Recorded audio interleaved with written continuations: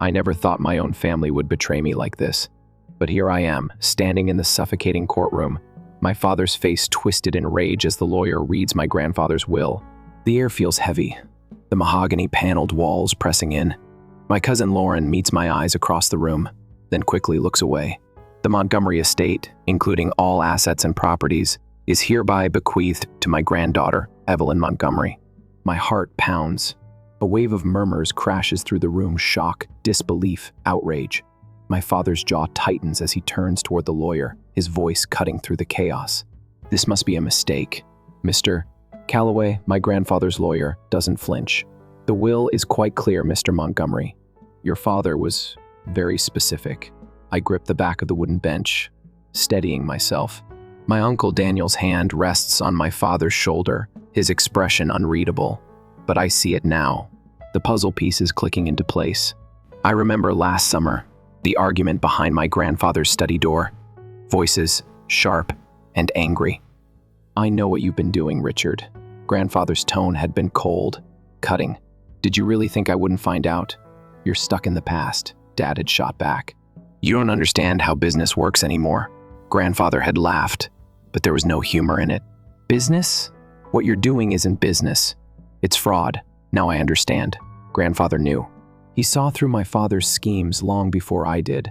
My father turns to me, his expression hard. We need to talk. There's nothing to talk about, I say, my voice steadier than I feel. Grandfather made his choice. His nostrils flare. You don't understand what's at stake. Oh, but I do. Another memory hits me 3 months ago. Grandfather's study. Stacks of papers covering his desk. His hands shaking as he reached for mine. Promise me, Evelyn, he had whispered. Protect it. The house. The legacy. Don't let them destroy everything I built. I didn't understand then. I do now. You mean your money laundering operation is at stake? I say quietly. Only Dad and Uncle Daniel hear me. Dad pales. His eyes darken with something between anger and fear. Watch your mouth, he hisses. The house needs to be sold, he says finally, voice low. I have buyers lined up. No. I straighten my spine. It's not for sale. Not now. Not ever. Dad takes a sharp step toward me, but Uncle Daniel catches his arm, muttering something under his breath. I barely hear him. My pulse is roaring in my ears. The lawyer clears his throat. There is one more stipulation. The room holds its breath. The estate cannot be sold without Evelyn's explicit written consent. Dad's entire body tenses. His fists clench. This isn't over, he growls before turning on his heel and stalking out of the courtroom. Uncle Daniel follows, hesitating for just a second, his gaze flickering to mine. Is that a warning in his eyes? Or regret? As the room empties around me, I tighten my grip on the will. Grandfather trusted me with this. But I know one thing for certain: my father won't give up. And I need to be ready. The weight of Grandfather's will lingers in my hands long after the courtroom empties. My father stormed out first, rage simmering beneath his polished exterior. Uncle Daniel followed, torn between loyalty and self-preservation. The rest of the family filtered out in stunned silence, their expressions flickering between curiosity and calculation. I exhale slowly, my fingers tightening around the edge of the document. The Montgomery estate belongs to me now, but what does that actually mean? It's not just a house, it's a battlefield. By the time I step outside, the evening sky is streaked with orange and violet. The air is thick, humid. Lauren is waiting near the courthouse steps, shifting from foot to foot like she's debating whether to say something or disappear into the crowd. I approach cautiously. You knew, didn't you?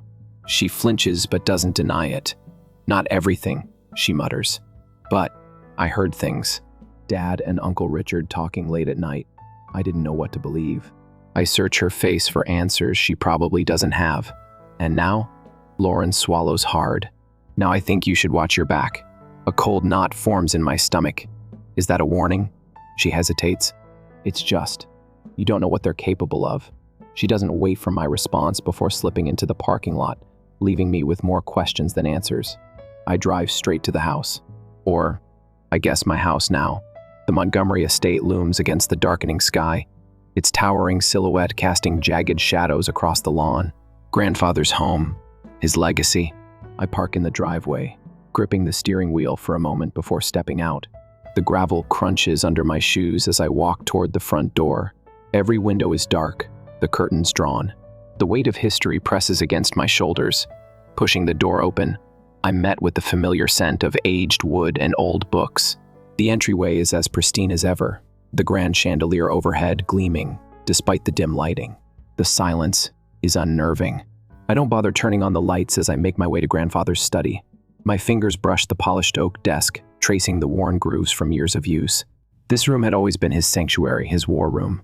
I lower myself into his chair, the leather creaking under my weight.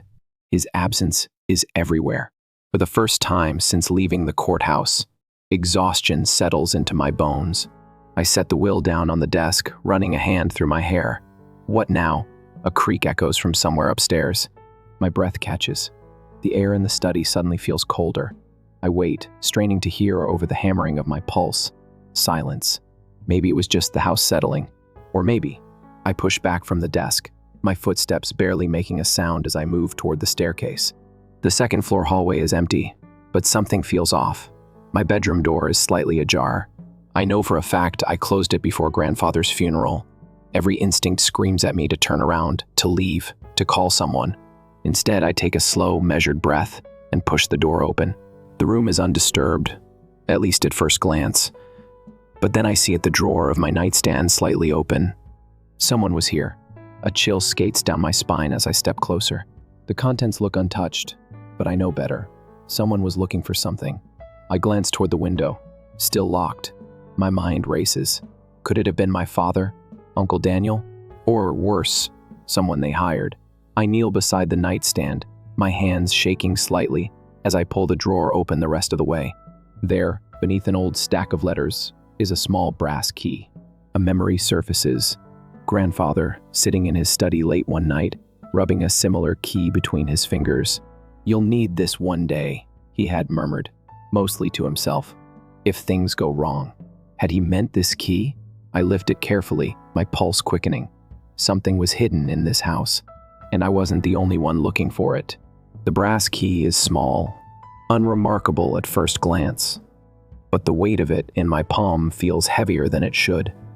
Like it's holding secrets, waiting for me to unlock something I don't fully understand yet. I turn it over, running my thumb along its grooves. Grandfather had been meticulous, always thinking 5 steps ahead. If he left this behind, it meant something. A noise from outside makes me stiffen. I move to the window, pushing the curtain aside just enough to see the driveway. A sleek black sedan is parked across the street, half hidden in the shadows. The engine is off, but I can feel the eyes watching. They're not even trying to be subtle. I exhale slowly. My father isn't done with me yet. Pocketing the key, I grab my phone and snap a quick picture of the car. Then, with deliberate movements, I pull the curtain shut and turn off the bedroom light. Let them sit there in the dark, wondering if I saw them. I make my way downstairs, my fingers brushing against the smooth wooden banister. The house feels different tonight, charged, like it's holding its breath. I stop at grandfather's study, my eyes scanning the bookshelves, the heavy oak desk, the ornate rug covering the polished floorboards. If there's something here, something this key unlocks, where would it be? The desk is the most obvious choice. I run my hands along the drawers, testing each one. Locked, except for the bottom left.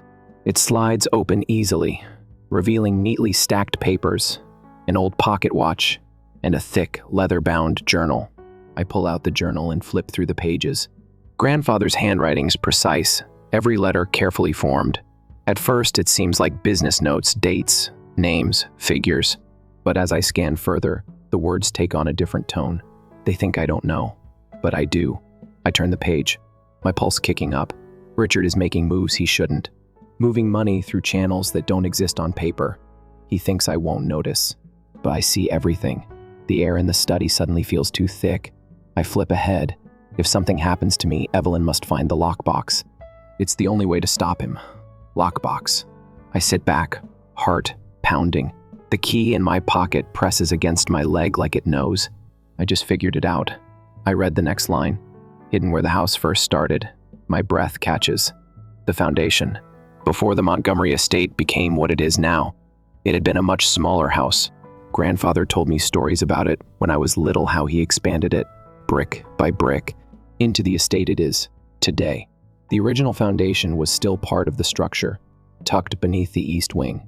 I close the journal and stand, gripping the key tightly. If grandfather hid something there, it was important. And if my father or uncle were looking for it, they wouldn't stop until they found it. A floorboard creaks. My entire body goes still. Not from upstairs this time. This one came from down the hall. I reach for the nearest heavy object, a brass paperweight, and grip it tightly. The hallway is dark, the only light spilling from the study. My ears strain for any sound, any hint of movement. Nothing. But I know I'm not alone. Then, a shadow shifts. A figure steps forward. Lauren. I exhale sharply, my grip on the paperweight loosening. Jesus, you scared me. She looks just as startled. You scared me first. I narrow my eyes. What are you doing here? She hesitates. I saw that car outside, the black sedan. I wanted to make sure you were okay.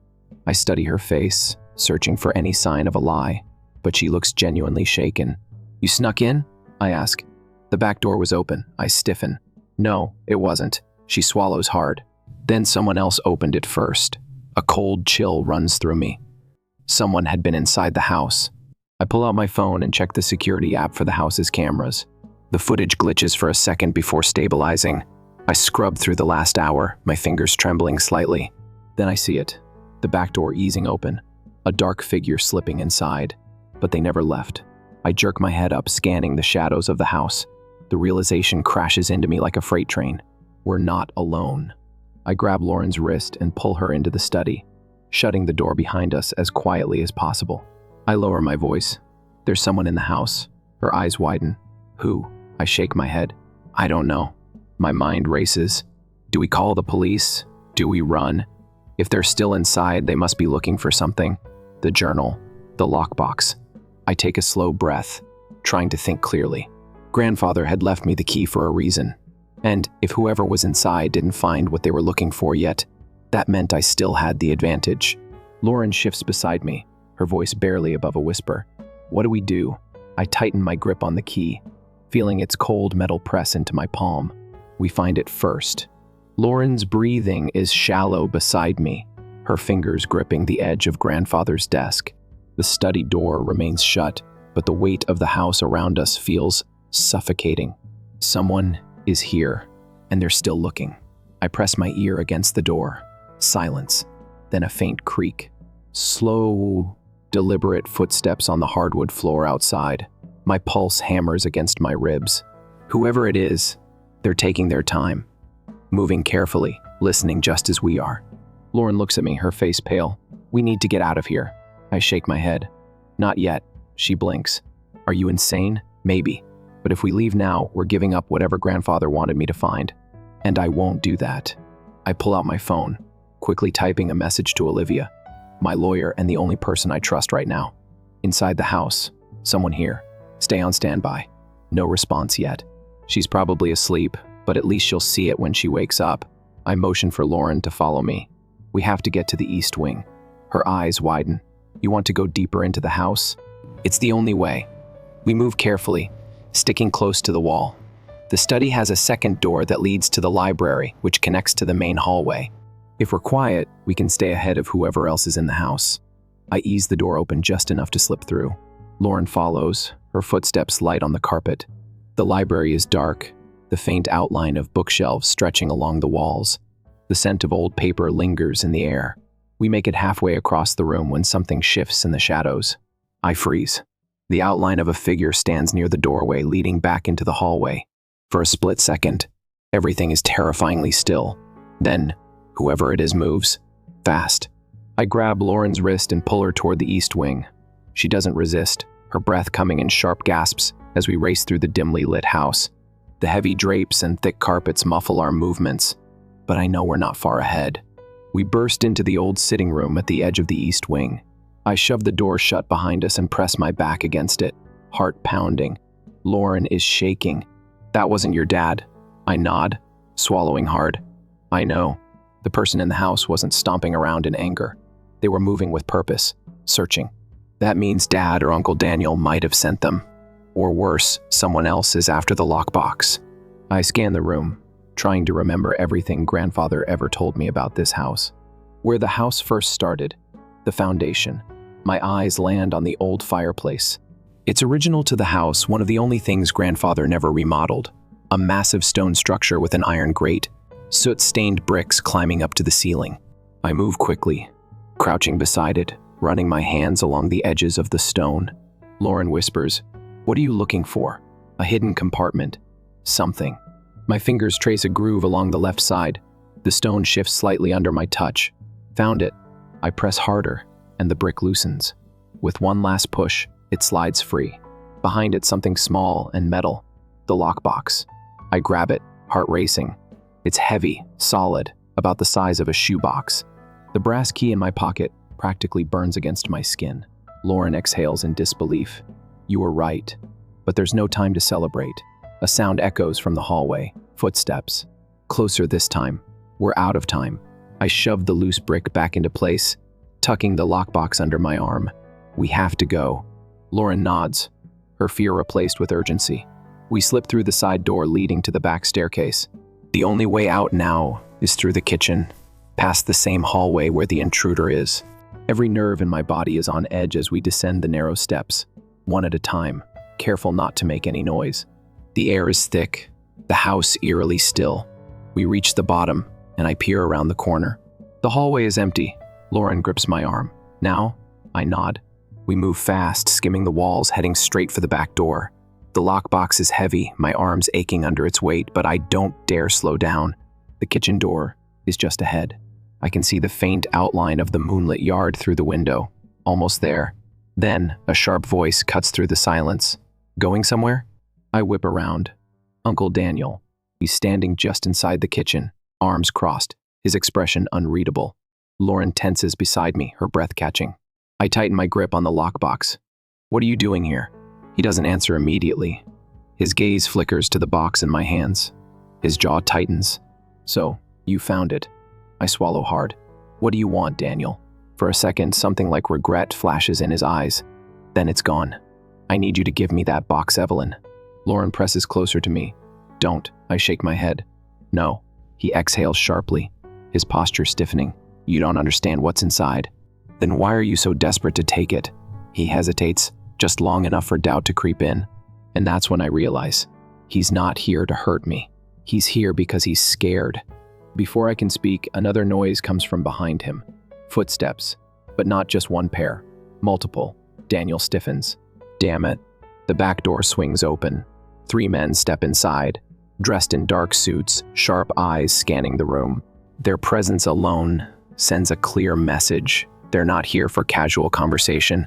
Lauren grips my wrist so tightly it hurts. Daniel takes a step forward, shielding us slightly. One of the men, a tall guy with slicked back hair and a cold smile, speaks first. "Evening, folks." His gaze lands on the lockbox. I believe that belongs to us. I don't know who they are, but I don't need an introduction to understand one thing. If they get the lockbox, I won't be walking out of this house. The air in the kitchen is thick, suffocating. The 3 men stand between us and the back door, their presence an unspoken threat. The tallest one, the one with the slicked back hair, takes a step closer, his eyes locked on the lockbox in my arms. "I'll make this simple," he says, voice smooth but laced with something sharp. "Hand it over." Lauren shifts beside me, tense, barely breathing. Uncle Daniel's stance is rigid, like he's bracing for impact. He may have wanted the lockbox for himself, but even he seems to understand that these men are the bigger threat. I grip the box tighter. "I don't think so." Slicked back smirks. "Brave." His gaze flicks to Daniel. "Is this what you were supposed to handle?" Daniel doesn't answer. His jaw is clenched so tight I can see the muscle twitch. The second man, a stocky guy with a scar running down his cheek, tilts his head. "This doesn't have to get messy. We just want what belongs to us." I force myself to stand tall. That's funny, because as far as I know, this belonged to my grandfather. Scarface lets out a low chuckle, shaking his head. "And you think he never owed anyone?" Something cold slithers through my stomach. My grandfather was careful, methodical. He wouldn't have gotten mixed up with people like this, unless he didn't have a choice. Slicked back sighs, clearly losing patience. Enough talking. "Give us the box." Lauren grips my wrist. I can feel her shaking. Daniel steps forward slightly, putting himself between me and them. "You don't want to do this here." he says, his voice low. Not in this house. Scarface's smirk widens. We're not the ones making this difficult. His hand moves inside his jacket. Instinct kicks in before logic. Run! I hiss, shoving Lauren toward the doorway leading into the dining room. She doesn't hesitate. Neither does Daniel. We bolt, moving fast. A crash erupts behind us, something metal hitting the floor. The sound of a chair scraping violently against the tile. Footsteps. Heavy, fast. They're chasing us. We tear through the dining room, past the long table where grandfather used to hold family dinners that felt more like interrogations. A glass shatters behind me. A warning. We reach the main hallway. My mind is racing. The front door is too far. The stairs, no. That would trap us. The basement. I grab Lauren's arm and veer left, yanking open the door to the basement stairs. Daniel follows without question. We fly down the steps, feet barely touching the ground. I slam the door behind us, twisting the lock. For a second, there's only the sound of our ragged breathing, then pounding. We won't be down here for long, Daniel mutters. I scan the basement, searching for anything an exit, a weapon, something we can use. The space is cluttered, filled with old furniture, storage boxes, and grandfather's forgotten projects. Dust swirls in the dim light, filtering through the narrow windows near the ceiling. The pounding above us stops. Lauren stiffens. That's worse, right? Yes, it is. I push deeper into the basement, my eyes landing on a set of metal shelves. Behind them, an old door. The storm cellar. I whisper. Daniel moves first, shoving the shelves aside with a grunt. Dust and rust flake off as he grips the handle. He pulls, and the door groans open, revealing a narrow passage leading to the outside. We don't waste a second. Lauren ducks through first, followed by Daniel. I move to follow, a crash from above. I whip around just as the basement door is kicked open. Slicked Back stands in the doorway, gun in hand, his expression darkening as he spots the open cellar door. I don't think. I act. I throw the nearest thing I can grab, an old toolbox. It's not much, but it's enough. He flinches back, and I use that second to scramble through the door, practically diving outside. Cold night air slams into me as I hit the ground. Lauren and Daniel are already running toward the tree line. I don't look back. I sprint. Adrenaline fuels my legs as we tear through the overgrown path behind the house, the tall grass slapping against my ankles. The trees loom ahead, dark, dense. If we make it to the woods, we can disappear. Gunfire cracks through the air. Lauren screams. I whip around. Daniel yanks her down behind a thick oak tree, shielding her with his body. My heart is in my throat. They won't shoot to kill, Daniel mutters. Not yet. Not until they have the lockbox. I glance down at it, still clutched in my arms. My grip tightens. They'll chase us forever if we don't end this. We have to go, I say. Now, Daniel nods. There's an old hunting cabin deeper in the woods. If we can get there, another gunshot. This one closer. No more talking. We run. The forest swallows us, the sounds of pursuit growing fainter. My lungs burn, but I keep moving. The lockbox is heavy, a burden I don't fully understand yet. But I know one thing.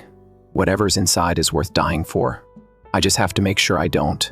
Branches whip against my arms as we push deeper into the woods, our footsteps muffled by damp earth and rotting leaves. My lungs burn, but I don't stop. None of us do. The lockbox is still clutched tightly in my arms, its cold metal biting into my skin. Behind us, the forest is eerily silent. No more gunshots, no shouting. Lauren pants beside me. Did we lose them? Daniel shakes his head. No, they're just smarter than that. They're tracking us. I swallow the panic clawing at my throat. Then we need to get ahead of them. Daniel nods.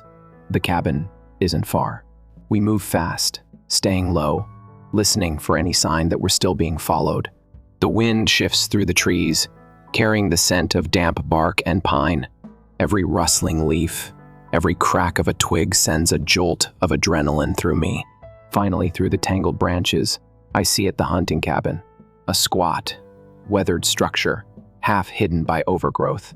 We burst through the clearing. Daniel reaches the door first, yanking it open.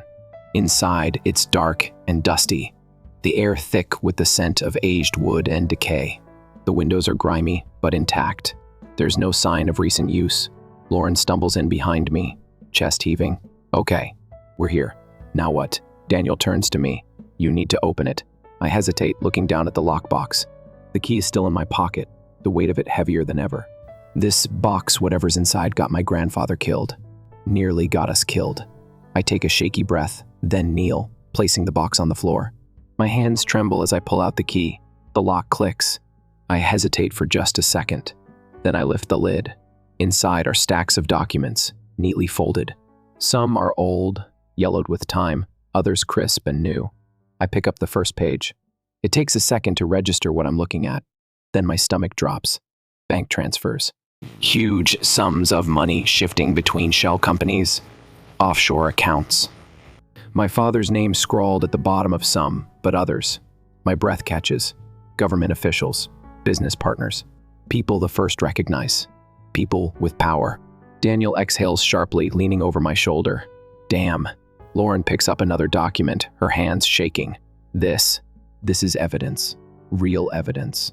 I dig deeper, pulling out more files, more signed agreements, transaction histories, and then a single envelope tucked beneath the stacks of paper. I pull it out. My name scrawled across the front in my grandfather's handwriting. My throat tightens as I tear it open, unfolding the letter inside. Evelyn, if you're reading this, it means I didn't make it in time. I knew this day would come. I knew they'd try to take everything, but I couldn't let them. This isn't just about money, sweetheart. It's about power. The people in these documents will do anything to keep their secrets buried. I couldn't trust anyone, not your father, not Daniel, only you. You have a choice now.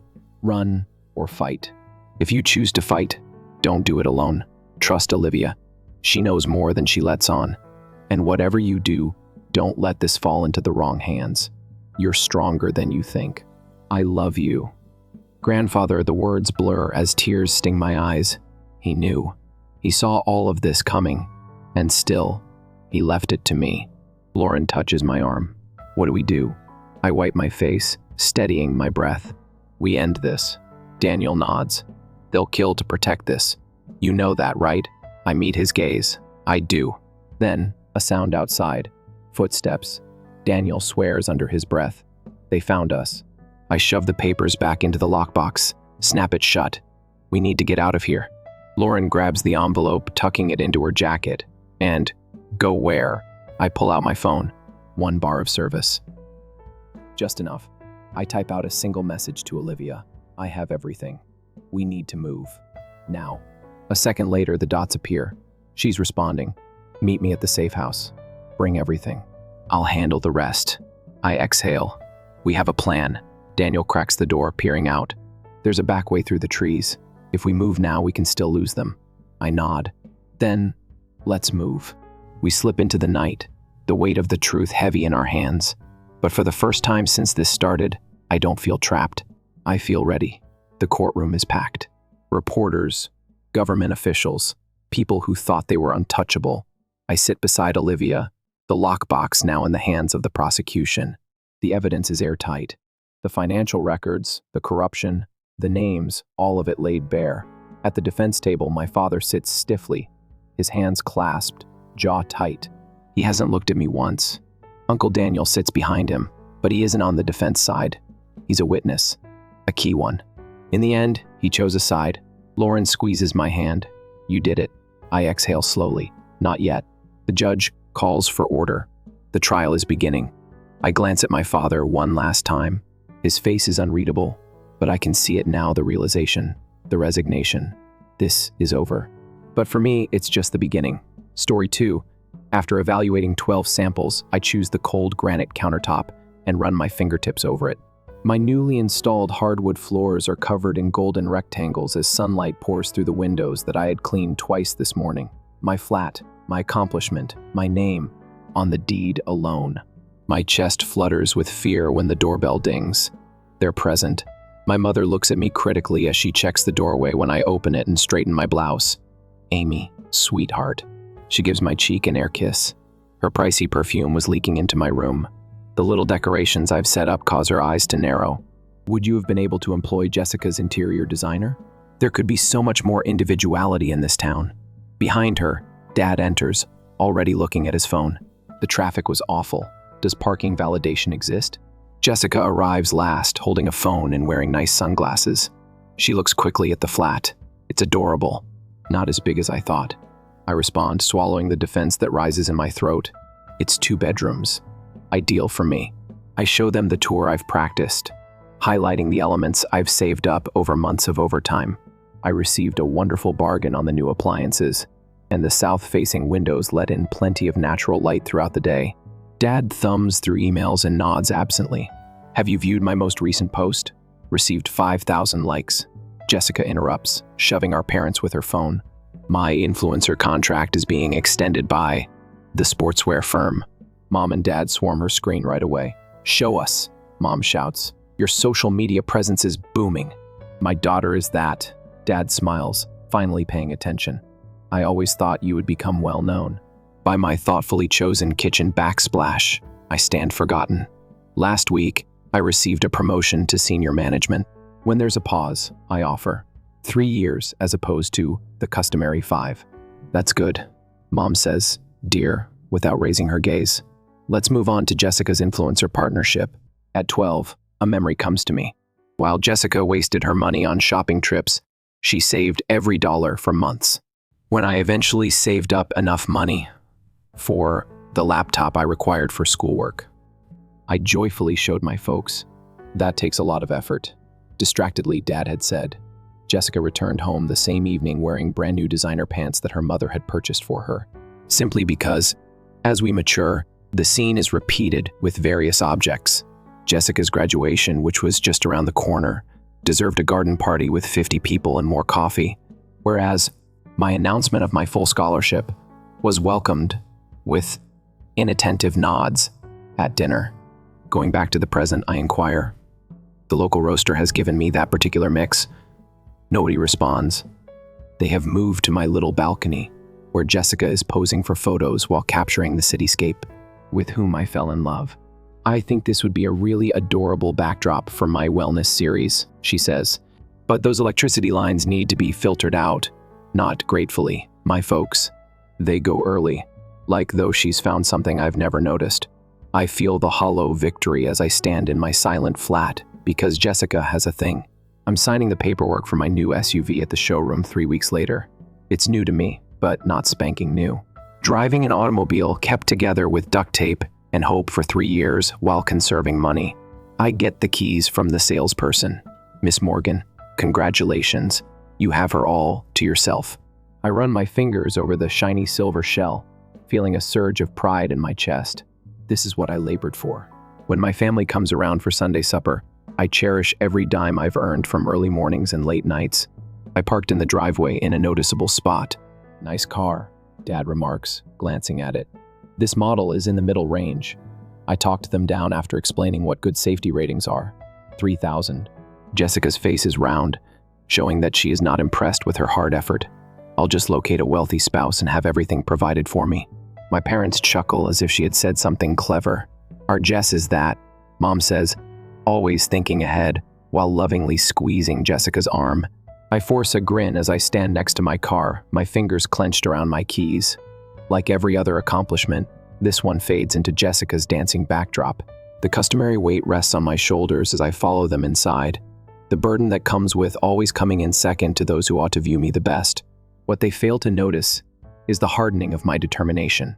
They are unaware that they will eventually push themselves too far, and they'll see what I'm really capable of when that day arrives. I watch my sister spin around in her $25,000 wedding gown while standing in a small dressing room. At her throat, the silk catches light like jewels and rustles like money changing hands. Excellent. Our mother's eyes sparkle as she breathes. Perfect, perfect, perfect. I just wear the bridesmaid dress that they chose, which has a shape that doesn't flatter my body and a color that washes out my skin. My monthly mortgage payment could be covered by the price tag alone. Everyone has ties to Tyler's family. Jessica stresses looking at her mirror from a different perspective. 3 different periodicals are going to cover this wedding. To create the most dramatic impact, Mom tinkers with Jessica's train, spreading it out. Our daughter has really succeeded. My mother is staring at me in the mirror when I catch her eyes. Amy, this is the definition of true success. Her voice says, sweet honey, but I'm keen. Not everyone is aware of how important it is to establish the correct connections. Across the shop, I bite my tongue till I taste copper. I saw the sister and Tyler's mother look at each other. I see worry disguised as civility. What my parents won't admit, they see. Instagram is used to send out the invitation to Jessica's destination honeymoon. For 2 weeks in a row, their excursion to the Maldives keeps my feed full. Bungalows above the river. Champagne in the morning. Beautifully laid out designer swimwear on immaculate sand. Jessica publishes pictures of her new Range Rover on the same day that I receive my promotion email. Well done. It says in the topic line, Marketing Director, with instant effect. I pour myself a glass of wine and input the updated pay data to my investment portfolio spreadsheet. The numbers increase gradually, not glitzy, but sturdy, actual. Jessica's shiny sports vehicle takes up most of the driveway when I go over to my folks for Sunday supper. She scrolls through her phone while lounging on the couch inside. Without looking up, she declares that she has just ordered the most amazing Hermes purse. Tyler received his bonus ahead of schedule. I turned off the stove. I've brought lasagna that I prepared myself. My oven is still heated. Nice, I say. I recently received a promotion to director. Dad looks up from the page. Well done, child. 4 years later, Jessica displays the bag you will receive. My mother, who is crying, calls me to share the news. He simply left her mother crying over the speaker, accusing her of being wasteful and superficial. Is it not unbelievable? I grip my phone more tightly after what she has done for him, imagining the lavish getaways. The clothing in the closet still had their tags on them. Every year, sports vehicles are traded in. What precisely took place? Tyler and his bags were standing at the door. Mom's voice breaks as she speaks. He informed Jessica that he could no longer afford her extravagant spending and that she had lost sight of the importance of marriage and money. He simply walked away as she tried to convey that she deserved good things. I look at my expenditure and attempt to grasp the clean columns that represent decades of deliberate choices. Financial irresponsibility and irreconcilable disagreements are cited in the divorce documents. The words are thrown out like poison by Mom. Regarding the prenuptial agreement, his attorney's being really brutal. She's receiving almost nothing. Where's she staying, Amy? Even though I already know the answer, I still ask. Mom responds, of course, as though it's clear that we've preserved her room just as she left it. She is currently in need of our assistance. I open the email 3 times to make sure I'm not having hallucinations, and my hands shake. We are happy to announce that Amy Morgan has won our contest for the European Dream Vacation. Your application, which demonstrated creative marketing techniques, has earned you a $15 vacation that covers all of your expenditures. After spending 2 weeks in 5 different European countries, I call my parents. I'm bursting with excitement because, for once, I have something truly remarkable to share. You won't believe this, parents. I recently learned that I won a $15,000 vacation to Europe after entering a professional competition months ago. I will travel to Italy, France. Oh, dear. Mom interrupts, changing the tone of her voice to the one she uses when she explains complex ideas to kids. Jessica should get that from you. Now is the time for her to recover. My chest freezes with excitement. What? Your sister is inconsolable. Dad adds his voice. She would truly heal from her trauma with a journey like that. Since the divorce, she hasn't taken a trip. It cannot be transferred. But I say automatically, I haven't even done any checking. It's an award for professional success. You could probably figure something out. Mom pushes. This is more important to your sister than to you. Keeping it is self-centered. My shoulders feel the usual weight. I'm expected to fold, make accommodations, and make sacrifices. This time, however, something else stirs beneath the weight, something that has been accumulating over years of subdued festivities and distracted focus. No. I check to see whether the call dropped, since there is a prolonged period of quiet on the other end of the line. Please pardon me. At last, Mom says no. I say it again in a calm voice. This is something I earned. I'm leaving. Amy, Elizabeth Morgan. My dad's voice became sterner. You have let us down. After all of our actions, what have you done specifically? Before I can change my mind, the words slip out. Have you ever acknowledged my accomplishments, your celebration of Jessica's life? In the background of the conversation, I hear the front door open, and then Jessica's voice asks, "What's going on?" "It's selfish of your sister," Mom says aloud. "She won't give it to you since she wants to travel to Europe." Jessica's voice is heard, and it is obviously shrill with outrage. "Are you serious? Everything has always been easy for you. You have a flat and a job. I have nothing. I worked for those things, therefore I have them," I say, astonished at how composed I sound. "Think I put a lot of effort into this trip. You were brought up to value family." With a tone of displeasure, Dad says, "Family is important to me," I respond, "but I'm also self-conscious."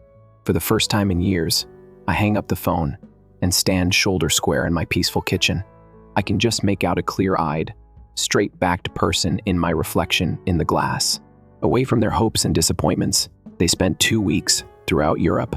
A lifetime of second place is over. That evening, I made my flight reservation.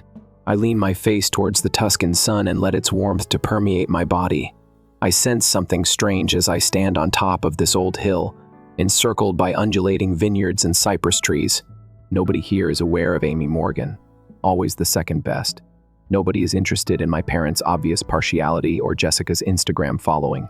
I never once turn the camera on myself while I take pictures of centuries-old murals and crumbling stone archways. I've been living for 3 wonderful weeks without comparison, without condemnation, and without needing to minimize myself. The pen glides across the page of my trip diary with ease. I feel appreciated for who I am for the first time. Not my sisters, but my name is remembered by the Italian family at the neighborhood trattoria. The watercolor instructor compliments me on my attention to detail rather than my attractive stance. My well-prepared inquiries, not my expensive sportswear, are what the hiking guide values. I raise a glass of local wine with travelers I've become friends with on my last night so I may live my life as I see fit. I raise a toast. It has a taste of potential. In the lock, my key twists. My hands are laden with luggage. I want to take a nice shower in my bed after a 15-hour journey. However, the instant the door opens, there's a problem. Unfamiliar footwear, high-end shoes. I would never spend money on trash. My well-planned entrance. I haphazardly toss a silk garment over my sofa that costs more than my monthly grocery budget. There are a variety of pricey perfumes in the air that cover over other scents. A sour taste. "Hi there?" With a sharper than intended voice, I shout. The door to the bathroom opens. Jessica comes out, her hair streaming down my spotless floors as she's wrapped in my robe. She hardly looks up from her phone as she responds, "Oh, you've already returned?" My throat gets constricted. "You are in my flat, but why?"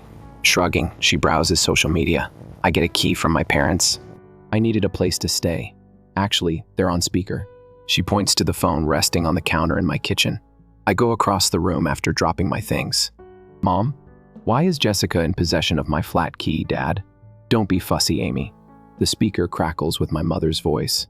"While things were being worked out, your sister needed a place to stay.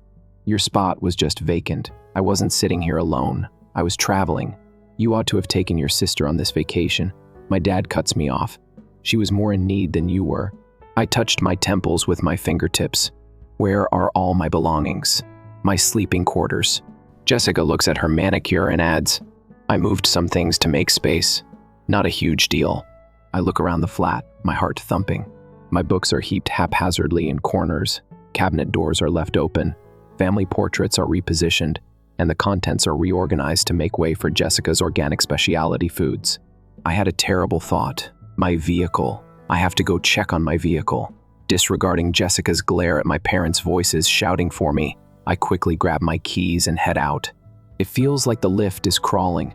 I press the parking garage button with trembling hands. I've been parking my SUV in place 247 for the past 2 years, but it's empty.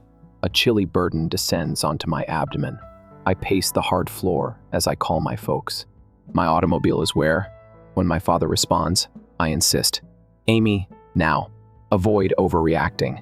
When he explained why I used the bus until I could pay for my own car, whereas Jessica received a car for her 16th birthday, he used the same tone. "My automobile is where?" The harsh click of my sneakers on concrete interrupted each phrase. "We sold it," he replies sarcastically.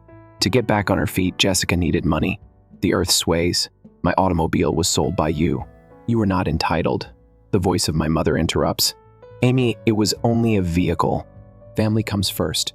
Right now, Jessica needs us.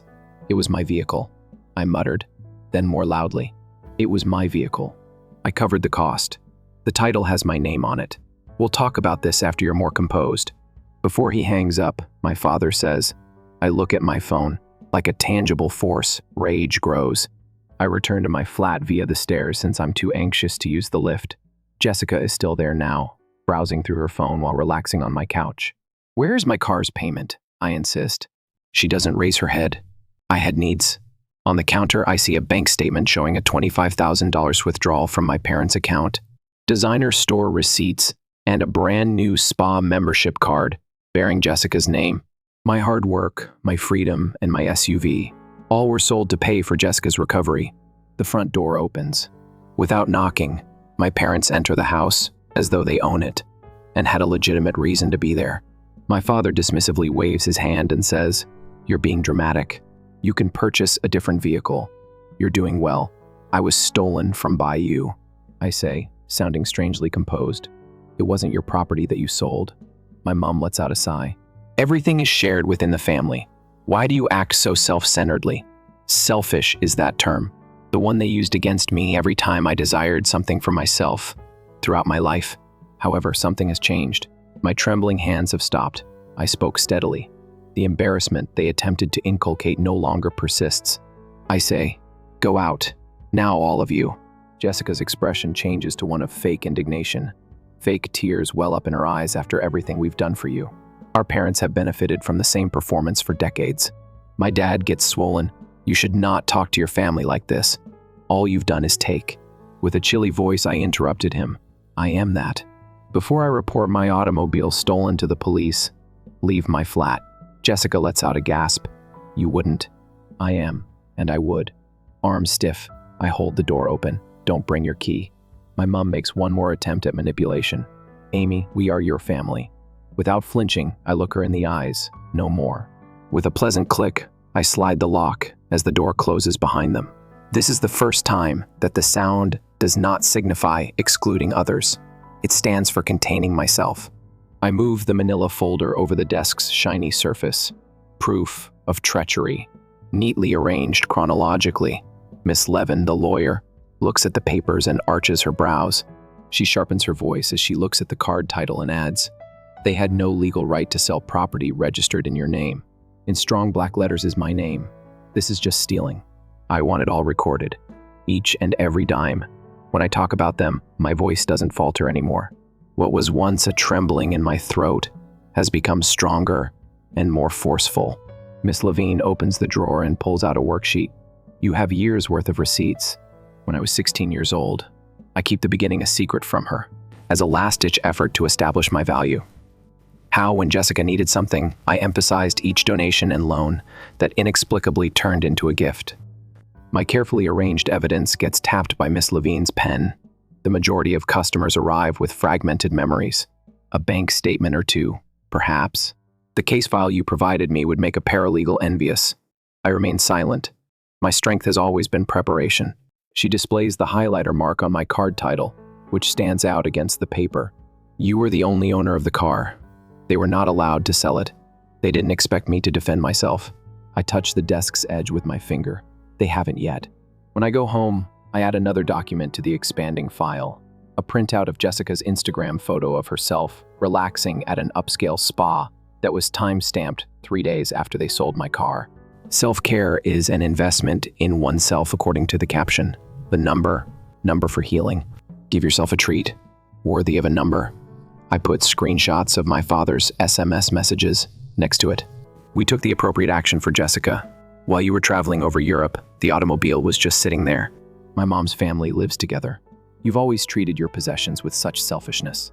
There is growing evidence of years of financial manipulation in addition to the automobile.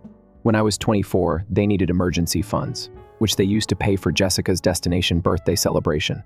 The weeks-long or months-long temporary lodging they need for Jessica in my flat. I gently place the folder in my briefcase after closing it. They get the feeling of repercussions tomorrow.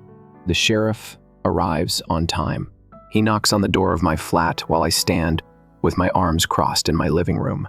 Jessica responds, her expression shifting from irritation to perplexity. "Morgan, Jessica." "What?" the sheriff asks. "Indeed." She's dressed in my robe once more. "An eviction notice is being served to you. You have 72 hours to leave these grounds." Jessica's lips moves back and forth. She does more than simply scan the document and then scowl at me from behind the sheriff's office. "You wouldn't." I look her in the eye. "I've done so already." The sheriff exits, and Jessica comes up to me. "You are a spiteful bitch. Dad and Mom will. What will they do? Sell one more item I own without my consent?" That specific route has come to an end. I grab her high-end handbag from my coffee table and extend it. "Perhaps you should begin packing." 3 days later, Jessica is dragging her full luggage across my hardwood floors, while I stand outside the doorway with my arms folded. The sheriff stands at the lift, anxiously waiting. This is absurd. She sighs as she fumbles with a high-end suitcase full of clothing, the majority of which still have tags. What am I meant to do? I have no problem with it. Even I can hear the difference in my voice. Jessica stops at the threshold, unburdened, her mascara smeared under her eyes. "Your parents will never be able to forgive you for this." I'm not pleading for pardon. I'm asking for deference. I remain in my current role. The sheriff looks at his timepiece. "MAAM, we have to finish this up." Jessica's expression changes as a well-known outburst begins to develop.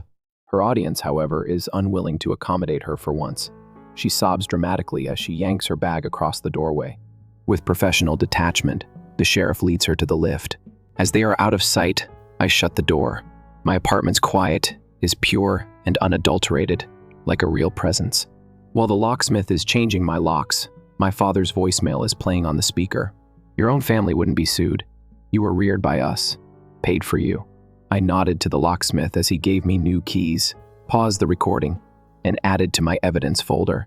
As he installs sensors on my windows, the technician explains that the security system will transmit notifications straight to your phone. An instant alarm is triggered by any unauthorized entrance. He gets paid more to complete today. I'll sleep in my own area tonight. For the first time in weeks, it was truly mine. It appears that their living room is smaller than I recall. Mom sits on the couch's edge. She gripped tissues in her hand. Dad is standing near the hearth, face flushed, arms folded. Beside me, Mrs. Levine is sitting with her briefcase open. "There are 2 options available to you." I raise my voice. "Steady. You must return $30,000 plus damages, or we will take legal action. That type of money is not available to us." My mom cries uncontrollably, the same tears that formerly made me feel so guilty that I was paralyzed. Dad hits the mantel with his hand. "This is extortion. Justice is served here." Miss Levine adjusts her voice, sounding professional. "The documentation is thorough. The car was sold without permission. Money was stolen, and there was a history of financial abuse, exploitation." My mom's tears fall away. Her parents are us. Yes, I agree, and parents need to refrain from robbing their kids. How are we going to obtain $30,000? God commands. I scan the house. The house is where I grew up. They take out 2 mortgages to pay for Jessica's caprices. The house will then need to be sold. You've got 30 days to organize everything. My mom lets out a gasp. The color in my father's face fades. "Amy." His voice softens into the persuading tone that used to be so effective when he begins. "We can figure anything out as a family, darling. We have already tried that strategy." I shut my copy of the court filings. For me, that didn't work out well. I don't glance back as we go. For decades, the weight has been between my shoulder blades. Every stride seems lighter.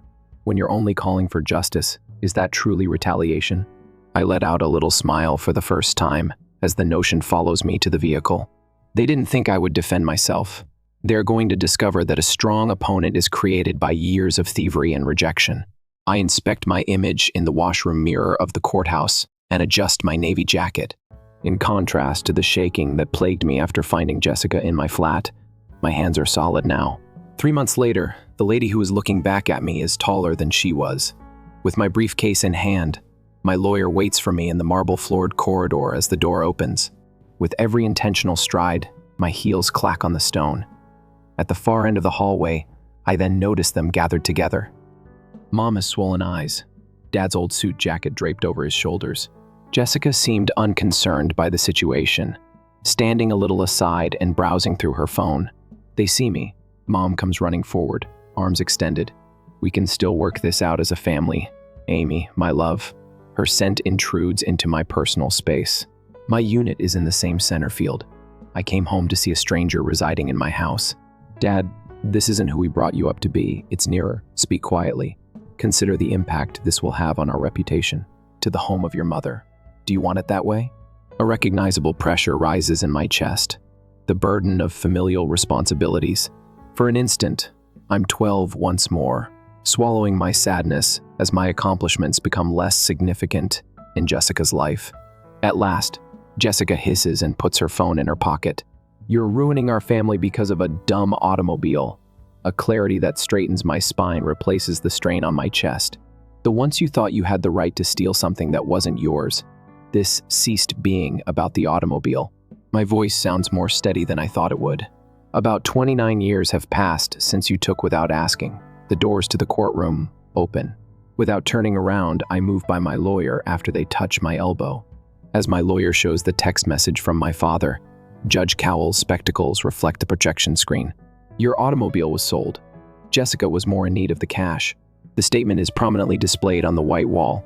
In just 12 words, the careless theft of my stuff was exposed. Miss Morgan has evidence of her family members taking advantage of her financially for years. My lawyer keeps going through a slideshow of supporting documentation, including bank statements that reveal $25 was taken out the day after her car was sold without permission. Jessica Morgan, the defendant, posted on social media about the purchases she purchased with the money.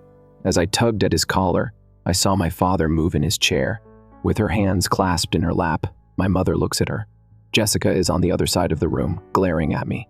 She looked incredulous and outraged, as though my pursuit of justice was the real betrayal. As years of unpaid debts and financial data run over the screen, the judge's countenance becomes more and more distressed. The title of the card is my name, the vehicle's documented worth. The lawyer for my parents makes feeble attempts to refute the evidence, citing family arrangements and miscommunications. I have gathered carefully. The judge's voice pierces the courtroom like a dagger when he finally speaks. This is an obvious instance of financial exploitation and unlawful property sales. He takes off his spectacles and looks directly at my parents. The plaintiff wins the case in court. The utterance lingers. 6 little words, after years of rejection and devaluation. The court renders a decision in favor. The defendants have been ordered to pay $10,000 in damages, $30,000 for the vehicle's worth, and all legal expenses related to this case. I hear my dad take a quick gasp. My mother whispers something in his ear as she bends over. His face goes white. The house will be lost. Loud enough to be heard in the silent courtroom, my mother whispers. The judge keeps talking, but I can still hear what they said. The house will be lost. The house where I was ignored and Jessica was praised. When my announcement of the scholarship was justified. Distracted nods. I should feel vindicated, even if Jessica's C average graduation sparked a 50-person garden celebration. Rather, I feel empty. Not because of regret, but because of the understanding that the scars cannot be healed by justice. It only halts the bleeding. 3 weeks later, I pass the house where I grew up. The spring breeze softly sways the for sale sign. The back doors of a moving truck are open like a mouth in the driveway, ready to ingest the relics of my past. I catch a glimpse of Jessica moving a package to her car through the open garage. Her expression tightened with a strange feeling. The truth. For the first time in her life, Jessica has to deal with repercussions that she cannot ignore or transfer to another person. I don't slow down. While they go backward into a 2-bedroom apartment across town, I continue to move ahead with my new SUV, which is finer than the one they sold. I don't miss the symmetry. They disregarded my 2-bedroom flat, which is now reflected in their smaller house. I'm standing at the kitchen counter I chose after evaluating 12 different options. My hardwood floors are still covered in golden rectangles from the sunlight that pours through my windows. However, something has changed. Because I am different, the flat feels different. I have the court ruling on my worktop. I run my finger over the engraved stamp, which signifies that my rights have been formally acknowledged. I pause to think about framing. I was a kind of trophy. Rather, I pull a drawer open and put it in. With a gentle click, it closed. This concludes the chapter. To the empty room, I whisper. I take my phone out and navigate to my contacts. Mom, Dad, Jessica. My value was originally determined by these three names, reduced to digital entries that I no longer require. Remove, remove. The burden I've carried since I was a youngster is lighter with every tab. I take a long breath, the full, extended inhalation of someone confronting an expansive horizon, not the shallow sort that prepares for disappointment. The city within keeps up its beat outside my window. My breathing is the only sound, steady and unrestricted. I run my fingertips over my office door's etched nameplate. Amy Morgan is the marketing director. Against my flesh, the metal feels substantial and cold, similar to the base I've established for myself. I fought for acceptance in a family that was unable to see me 3 years ago.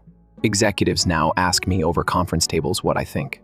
Do you have a moment, Amy? Tara enters my office and looks. Her face was serious. I'm having trouble with tomorrow's presentation. Enter.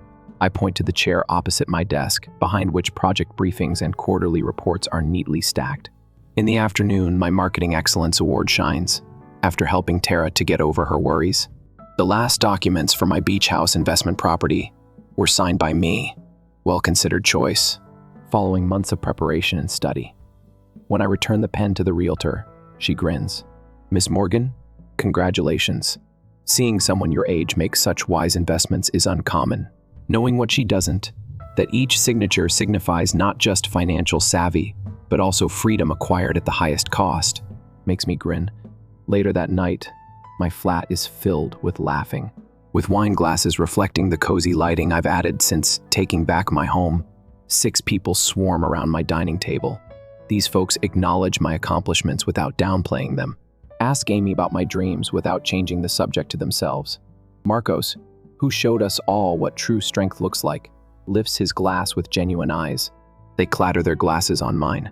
My chest feels warm, but it has nothing to do with the alcohol. My sincere, unforced grin reaches my eyes. At Riviera, the hostess shows me to my favorite corner table. The entrance of the restaurant opens while I'm halfway through my fish. My parents come in, Jessica following. They appear decreased in some way. Jessica is the first to see me. She freezes for a second before covering her face. 3 seconds of eye contact across the diner would have once sent a chill down my spine. All I feel now is serene detachment, like looking at strangers in a picture. While they sit on the other side of the restaurant, I go back to my food and enjoy every bite. As I drive my $45,000 new SUV along the coastal highway, the wind rips through my hair. Compared to what they stole from me, it's a huge improvement. A little framed picture from my vacation to Europe is on the dashboard. Me alone, myself, on a hillside, arms extended. The face was turned to the sun. There are certain costs that are worthwhile. Calm, I mutter to the broad road in front of me. My parents believe that even if my brother gambles his money away, I should continue to provide for him. Elise's voice quivers a little as she speaks. She is my team's newest member. Brilliant, yet weighed down. Loyalty isn't usually associated with family. Recalling my own experience, I tell her, even from those who are related to you, respect must be earned. She glances up, taken aback by my candor. Being self-sufficient is the most significant accomplishment. I keep establishing limits and picking my words carefully. Isn't self-centered. It is essential to survival. I laid out trip pamphlets on my coffee table that night. Solo travels to places like Greece, New Zealand, and Morocco are beckoning to women who are no longer afraid to stand by themselves. Next to them is my slowly increasing investment portfolio and my plans to remodel my kitchen with the backsplash of my dreams. I started writing in my journal, something I've done ever since I started to reconstruct my life. I will pick the family that I deserve. Every phrase seems to reveal a new aspect of the woman. I was the one who judged her value based on other people. Verification. The scratch of my pen on paper is the only sound in the flat, yet the calm no longer seems empty. It feels like mine.